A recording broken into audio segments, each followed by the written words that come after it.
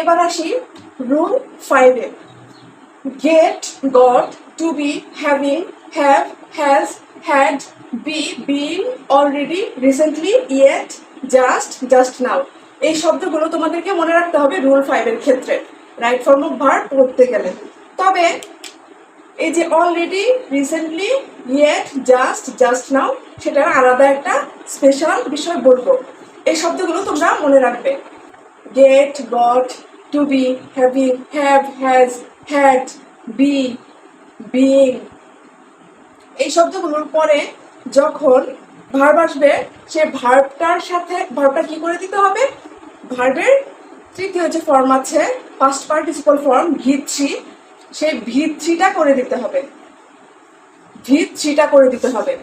যেমন the rain having, এখানে আছে কি স্টপ, ব্র্যাকেটে ভার্বটা দেওয়া আছে স্টপ। আই ওয়েন্ট আউট, ওই শব্দগুলো থেকে কি একটা কমন পড়লো? হ্যাঁ, কমন পড়লো, সেটা হচ্ছে হ্যাভিং। তাহলে দ্য রেইন হ্যাভিং কি হবে? স্টপ হবে। কি বলেছিলাম? স্টপের ভি3 অর্থাৎ পাস্ট পার্টিসিপল ফর্ম হবে।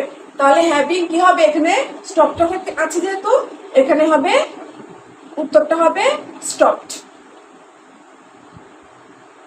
অ্যান্সারটা হবে স্টপড। ওই যে হ্যাভিং আছে, এই জন্য আমরা স্টপকে স্টপড করে দিয়েছি।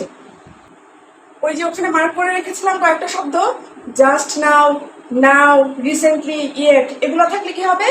এগুলো যখন তুমি কোনো সেন্টেন্সে পাবে তখন ওই সেন্টেন্সটা হয়ে যাবে কি পারফেক্ট টেন্স, অর্থাৎ হ্যাভ বা হ্যাজ, মানে প্রেজেন্ট পারফেক্ট টেন্স হলে হ্যাভ বা হ্যাজ প্লাস ভি3 অর্থাৎ মূল ভার্বের পাস্ট পার্টিসিপল ফর্ম। এখানে কি আছে দেখো, হির পরে আছে এই যে এখানে ভার্ব লিভ, আর এখানে জাস্ট নাও। ওই যে এখানে জাস্ট নাও কমন পড়েছে, এই যে জাস্ট নাও আছে, তার মানে কি? তার মানে হচ্ছে এই সেন্টেন্সটাকে কি করতে হবে? পারফেক্ট টেন্সে করতে হবে। তো এখানে আছে হি, হিয়ের পরে আমরা যদি এটা প্রেজেন্ট পারফেক্ট টেন্সে করতে চাই তাহলে হ্যাভ বা হ্যাজ বসবে আগে, তারপরে এখানে লিভের ভি3 বসবে, তাই তো? তাহলে হির পরে হ্যাভ বসবে না হ্যাজ বসবে? আমরা সবাই জানি হির পরে হ্যাজ বসবে। আর লিভের পাস্ট পার্টিসিপল ফর্ম কি? ভি3 কি? Left, L E F T, has left. এই তো হয়ে গেল।